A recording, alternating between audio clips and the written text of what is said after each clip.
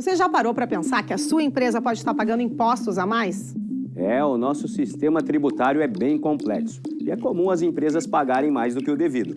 Saiba que é possível recuperar os valores dos últimos 5 anos e reforçar o seu caixa. A Fortus Tax é especialista no assunto e já ajudou muitas empresas nos seus 18 anos de atuação. E o mais importante, você só paga pelo serviço depois que o dinheiro estiver na sua conta. Fortus Tax. Pagar o justo é o nosso forte.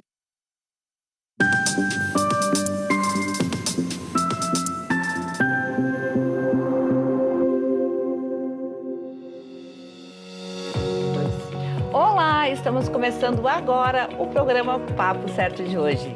Eu, Amanda de Oliveira e Evanira Aguiar. Compartilhamos que hoje é comemorado o Dia Mundial da Educação Ambiental, data instituída pela ONU. Boa noite, sejam bem-vindos. O nosso programa, você sabe, vai ao ar de segunda a sexta, às 8 da noite, logo após o Cadeira Cativa, aqui na Ubra TV. E o assunto de hoje é Direito de Saúde. O tema é Plano de Saúde. Pode negar tratamento? Nossa convidada de hoje é a doutora Fernanda Rospide, especialista em Direito de Saúde Previdenciário. Muito boa noite, doutora. Obrigado pela presença no Papo Certo. Eu que agradeço a oportunidade. Boa noite a todos. Bem-vinda, então, doutora Fernanda. E você aí de casa já pode enviar a sua pergunta ou comentário pelo nosso WhatsApp 51-3029-8080, que vamos ler e a doutora responder aqui no programa. Fique aí com a gente, que já já estamos voltando.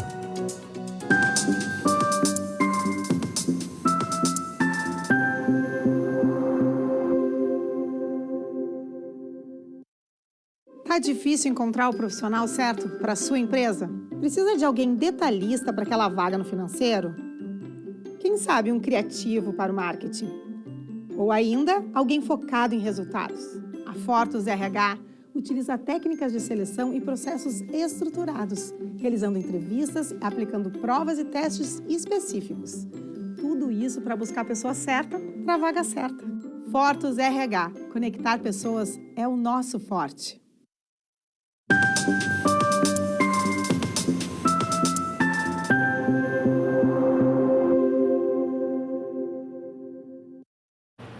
Estamos de volta com um Papo Certo. Aproveita e já nos envia a tua mensagem pelo WhatsApp para tirar todas as suas dúvidas. E não se esqueçam que nós também estamos ao vivo pelo YouTube e Facebook. Doutora, então, para começar o programa, quais são os direitos e deveres dos planos de saúde em relação aos consumidores? Bem, boa noite novamente. Os planos de saúde, eles constitucionalmente, através do direito constitucional de acesso à saúde, dão ao consumidor o direito de ter acesso aos prontuários, ter acesso ao saque, ter acesso a todos os motivos de indeferimentos e justificativas pelo seu tratamento ou seu medicamento de alto custo não ter cobertura, né? São deveres também do plano, além desses que eu citei agora, fornecer no prazo, dentro de 90 dias, todas as gravações através do serviço de atendimento ao consumidor. Esse prazo dessas gravações, elas devem ser solicitadas pelo consumidor no prazo de 90 dias da primeira solicitação. Entre todas essas garantias que eu citei, existem diversas outras, né? Aí, dependendo da situação, da necessidade do consumidor, deveria ser consultada a ANS também. Eu tenho duas perguntas para ti, doutora. Vamos lá. Pacientes com câncer podem ter o plano cancelado? É uma. E a segunda é, e no caso de um paciente com câncer que é dependente de uma pessoa que foi demitida, o plano pode ser cancelado? Duas situações, né, Amanda? A primeira delas, pacientes com câncer não podem ter o seu plano cancelado, tá? Ou seja, o plano deve cobrir todo o tratamento da pessoa até a alta médica, né? Essas situações, vou ser bem específica, porque o tratamento de câncer, ele tem toda a fase da quimioterapia, radioterapia e depois um tempo de manutenção, tá? Então, a alta médica, ela só vem depois dessa manutenção e dos exames de checagem para saber que a pessoa realmente está curada. Então, todo esse período ela tem cobertura do plano.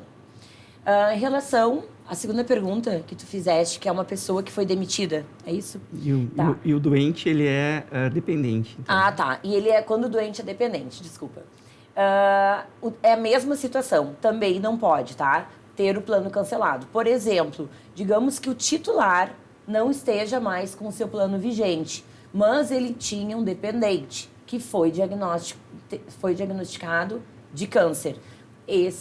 Essa pessoa, ela pode pedir judicialmente a manutenção e a cobertura durante todo o tratamento até a alta médica. Mas continua com a necessidade do pagamento do seu plano? Continua. Ah, então tá. Pelo fato... Este não pagamento pode ensejar um cancelamento. Né? Isso. Na verdade, assim, tem a necessidade, porém, essa questão não vai ser impeditiva para o tratamento. Pode vir essa cobrança depois, né? Perfeito. E qualquer exame não autorizado pelo plano pode ser reembolsado? Qualquer exame, não, né? Primeiramente, assim, a gente tem que ter bem clara a situação que os planos de saúde, nem todos têm o seguro, né? Então, quando a pessoa contrata o plano de saúde, deveria ser obrigatória e bem discriminada essa informação. Muitas vezes está naquelas letrinhas pequenininhas, né, das operadoras de plano. Então, muitas vezes tu pensa que está contratando um plano com seguro e está contratando apenas um plano de saúde. Interessante, não são dois itens no mesmo contrato. São dois o plano itens. de saúde e o seguro. Exatamente. Para exatamente essas situações em que o plano não fizer a cobertura, então o seguro vai fazer a cobertura. Perfeito. Mas ainda analisando essa, digamos que daí o plano é com seguro, né? Qual o procedimento? A primeira coisa que o consumidor ele deve ter em mente é fazer o requerimento administrativo, entrar em contato com o seu plano de saúde, solicitar o tratamento, solicitar a terapia, por exemplo, até mesmo medicamento. Depois a gente vai falar sobre isso. Mas essa negativa do plano, ela é fundamental para se poder exigir uma cobertura posterior. E aí, dependendo de cada caso, é um procedimento, né? E, doutora, qual é o prazo de reembolso em média? Então, o prazo de reembolso pela ANS é 60 dias. São 60 dias, tá? Acontece que os planos estão, assim, com bastante exigências. Pedem nota fiscal disso, nota fiscal daquilo, muitas vezes para dificultar o reembolso, né? Mas, de acordo com o regulamento da ANS, o prazo é de 60 dias. Perfeito. E como é feito o cálculo do valor a ser reembolsado? O cálculo, aquela pergunta de milhões, né? Todo mundo quer saber. Esse cálculo, ele é parametrizado de acordo com o que aquele plano que você contratou pagaria na rede credenciada dele, né? E aí, dentro também dessa questão dos parâmetros que cada plano vai pagar de acordo com o procedimento na sua rede credenciada, também existe aquela questão da atualização do plano de saúde.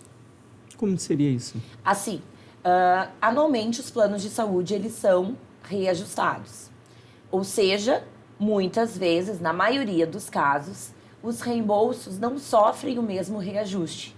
Ou seja, às vezes, passam 2, 3 anos e aquela cobertura está sendo reembolsada com o valor de 2, 3 anos atrás, não recebendo aquele reajuste que atualizou o valor. Entendi. Então, aí é bom ter um apoio de um advogado especialista para cobrar o valor correto. Exatamente. Ainda mais se for uma situação com valor mais vultoso, né? Ah, com certeza. Dependendo do valor.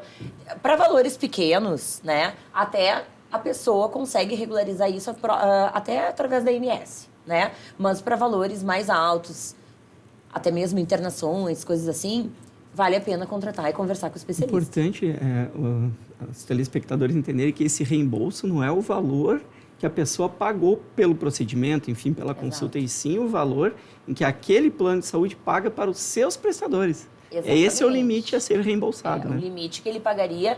Por isso que quando a gente contrata um plano de saúde, nós recebemos uma cartilha, né, na maioria das vezes. Com letras bem pequenininhas. Com letras pequenininhas, de todos os prestadores de serviços, ou unidades, ou médicos, né, que estão conveniados e são credenciados àquele plano. Então, é importante analisar isso, que seria esse valor que está ali descrito para cada procedimento, é o valor que vai ser reembolsado. Continuando então aqui, doutora, se o plano não reembolsar todo o valor gasto, o que deve ser feito? Bom, tem a ver também com o que eu falei agora anteriormente, porque assim, ele vai te reembolsar no limite que ele daria para um prestador aquele valor, certo? Daquele serviço, tá? Se ele não tem, ele vai pagar o que ele tem na tabela. O que a gente tem que ver? Se o reajuste anual da mensalidade dos últimos 5 anos foi o mesmo índice que atualizou o valor pago por aquele plano ao prestador de serviço, né? Muitas vezes, como eu falei, esse valor não é reajustado da mesma forma. E aí acaba que a gente tem que fazer esse cálculo por 5 anos, né? Certo. Quem faz esse reajuste é a ANS? O plano Como é de calculado? saúde, não, os planos de saúde, eles atualizam de acordo com o que está no contrato. Cada plano reajusta com o que está estabelecido ali, os parâmetros. Agora, muitas vezes, esse valor de serviço prestado não é atualizado para reembolso. Tá, e quem que fiscaliza esse percentual de reajuste? A ANS, não, ela peca, né, em relação a essa fiscalização. Porque cada um pode colocar, enfim, o Por percentual isso que quiser. é importante fazer a reclamação na ANS. Sempre o consumidor deve procurar fazer a reclamação na ANS, porque feito isso, a ANS é bem rápido o atendimento em relação a isso. Rápido. Geralmente são 5 dias, né? A gente tem já uma resposta. Porque o número de reclamações com o plano de saúde baixa o score dele para entrega pela ANS, né? E de acordo com determinadas reclamações, ele pode até ter o seu serviço cancelado. Interessante. Importante. E há alguma possibilidade, então, de receber o valor integral gasto? Em que caso isso acontece? Existe apenas um caso. É o caso, assim, vou te dar um exemplo. Digamos que tu tenhas uma cirurgia marcada, agendada pelo teu médico. E esse teu encaminhamento dizia os fundamentos técnicos do teu tratamento, do procedimento específico para o teu caso, tá? Chegou o dia da cirurgia e tu tinha que fazer, era uma urgência fazer aquele procedimento, tá? E aí veio aquela conta para ti. Se a situação era fundamentada pelo médico que te assiste de forma técnica, falando da imprescindibilidade daquele tratamento ou daquele procedimento, aí sim, se tu tens a negativa do plano e tu faz e paga, aí tu tem o reembolso de 100%. Mas isso mediante uma autorização prévia? Não, quando tu tem a negativa Desnecessário do a plano, autorização. mas se tu tem um procedimento agendado já. Por exemplo, a pessoa tem que fazer uma... Aconteceu comigo agora lá no escritório, tá? Colocar o standzinho, a mola, tá? Sim. Ele tinha um procedimento agendado, todos os pedidos do médico foram autorizados. E ficou uma diferença para ser paga. Como a pessoa fez o procedimento e teve a solicitação prévia para o plano, né? Aí o plano é obrigado a pagar. É importante. E o plano é obrigado a fornecer somente os tratamentos que estão no rol da ANS? Não, esse assunto foi bastante tratado ano passado, principalmente, né? Sobre o rol taxativo ou não dos procedimentos regulados pela ANS. Então, os procedimentos, eles não são taxativos, eles são exemplificativos, tá? O que isso quer dizer? Digamos que o procedimento que o médico pediu para o paciente realizar, ele não está previsto no rol da ANS. Um assunto que foi bastante tratado quando se teve essa questão de taxativo e exemplificativo foi a questão das terapias ou os tratamentos, né, específicos para deficientes autistas ou aqueles que têm algum transtorno global. O que acontece? Esses tratamentos, eles não estão exemplificativos, né? Nem taxativos lá no rol, mas ele tem estudo científico para poder ser prescrito para aquele paciente. Então, tendo a prescrição médica e a fundamentação do porquê que aquele procedimento precisa ser aplicado para aquele paciente, o plano ou o SUS é obrigado a fornecer, né? Então, essa observação é bem importante. Não é apenas os planos de saúde, mas o SUS também, ele precisa e tem a obrigação de fornecer o tratamento. Importante falar do SUS aqui, não é? Porque é o que a maioria só tem acesso ao SUS realmente, né? Exatamente. Infelizmente. Em relação ao fornecimento de medicamento domiciliar, é possível? É possível.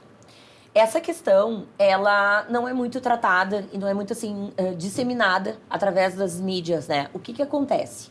É claro que tem um bom senso, né, Amanda? A gente não vai pedir para o plano um medicamento para gripe, né? É claro. Então, assim, medicação de uso domiciliar. Eu vou te dar um exemplo. Urticária reumatoide, tá? Existe um medicamento, Baricitinib, se eu não me engano, que é o que a gente costuma pedir, né? Então, o que acontece? Esse medicamento, ele tem prescrição para essa doença, certo? Mas a pessoa não tem condições de comprar essa medicação. O plano de saúde é obrigado a fornecer e, da mesma forma, o SUS é obrigado a fornecer. Por quê? Porque a fundamentação para isso são os julgamentos que nós estamos tendo. Porque a lei que regulamenta essa questão dos medicamentos é uma lei de 98, que não está acompanhando a jurisprudência dos julgados dos últimos 10 anos, tá? Então, o que acontece? Esse medicamento, a pessoa justificando que não tem condições de comprar e que é fundamental para o seu tratamento, e o médico dizendo que o hospital não tem condições de atendê-lo para esse fim dentro do hospital, aí o tribunal tem fornecido e determinado as liminares para que seja fornecido ao consumidor. Mas tem uma condição aí, que é o consumidor não ter condições de arcar com aquela medicação. Sim, a gente tem que provar isso. Então, é importante esse detalhe. Não é qualquer solicitação, tem que comprovar não ter a condição. Tem que provar que não tem a condição. Doutora, eu tenho uma pergunta para ti agora, que é a pergunta de milhões. Quanto tempo a pessoa pode atrasar o plano de saúde sem ter o direito do uso negado? Tá. Os planos de saúde, eles podem cancelar a vigência, tá, a partir de 60 dias de atraso de pagamento. Mas os planos são muito falhos em relação a esse procedimento, tá? Muitas vezes eles acabam não cancelando e muitas vezes, na maioria das vezes, eles não cumprem um pressuposto para poder fazer esse cancelamento, que seria notificar o titular, né, a pessoa que é titular daquele plano ali de saúde. Então, o que acontece? Mesmo que o plano tenha notificado o consumidor, se não foi ele que recebeu a notificação, a gente pode contestar e aí o plano volta a ter a vigência judicialmente. Então, tem que ser o titular, não basta, por exemplo, se o titular é a esposa e notificou o esposo, nesse caso ali, não é suficiente, tem que ser o titular. Nesse caso de dependência, não, porque o titular do plano é quem é o titular e tem os dependentes. Então, não está válido aquele cancelamento do plano. Sim, tem que ser o titular. Perfeito. E se passado, então, esses 60 dias, é possível reverter esse cancelamento? Nessa situação que eu lhe falei, né? Se não tiver a notificação válida, pode ter notificado, mas não de forma válida, né? Então, se foi outra pessoa que recebeu em nome daquela que era titular do plano, a gente pode rever a situação na justiça. Então, está bem. Nós vamos fazer um intervalo de 30 segundinhos, bem rapidinho. Fique aí com a gente, então, que já estamos voltando.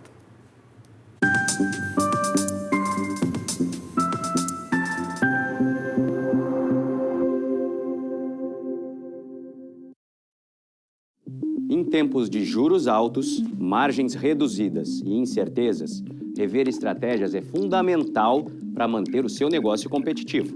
Esse cenário exige planejamento e organização financeira. Nessas horas, qualquer ajuda é bem-vinda, mas a ajuda de um especialista é necessária. A Fortus Consulting conhece na prática e tem as soluções adequadas para cada situação. Fortus Consulting. Melhorar os seus resultados é o nosso forte.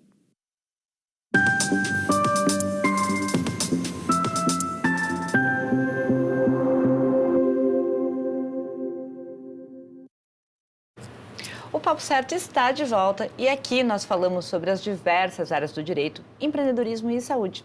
E eu te convido a nos seguir nas redes sociais e nos enviar a sua pergunta ou comentário pelo nosso WhatsApp 51 3029 8080. E lembrando que também estamos ao vivo, além aqui da Ubra TV, nos canais digitais NET, Claro, Vivo, TVN e Tubarão. Doutora, qual o prazo de carência para urgência? É variável de acordo com o plano contratado? Não. A carência de urgência, ela é de 24 horas. Você fez o plano, assinou no dia seguinte, 24 horas, você está segurado para situações de risco, de urgência ou emergência. Por exemplo, um acidente de carro é uma situação não prevista e a pessoa acabou tendo que ser atendida, né, de forma emergencial. Ela vai estar coberta. Outra situação, que não seria um acidente, é uma crise de apendicite, que tem que fazer um procedimento de urgência. E uma informação importante, né? Quem diz que é urgente ou não é o plano, é somente o médico. Então, muitas vezes, acaba acontecendo que a pessoa faz o procedimento, né, em uma situação de urgência ou de risco, e aí o plano nega porque não é uma situação de urgência. O plano não considera urgente. Mas o plano não tem autonomia, né, para poder dizer se é urgente ou não. E, doutora, plano de saúde cobre cirurgia plástica? Sim. Em quais casos? Ela cobre desde que não seja estética, tá? Por exemplo, uma pessoa que fez um procedimento de cirurgia bariátrica e muitas vezes fica aquela pele que sobra devido ao emagrecimento muito rápido, né? E aí acaba tendo que fazer uma cirurgia reparadora. Outro exemplo também é a questão do câncer de mama. A reconstrução mamária, ela também tem... o plano também tem a obrigação de fazer a cirurgia reparadora.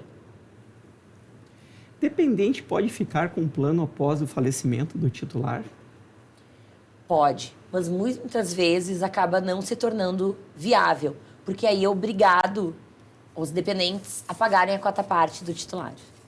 Então é rateado entre os dependentes, como se o titular ainda permanecesse com o plano? Isso. Que situação injusta. Por isso que muitas vezes não é, né? Acaba não sendo utilizado dessa forma, daí o que a pessoa pode fazer? Para não ficar desassistido, ela pede uma migração ou por um plano individual, entendeu? Ela tem 30 dias ali para se organizar. Portabilidade. Né? Uma portabilidade para também. Aproveitar aquelas carências, enfim. Isso mesmo. Interessante.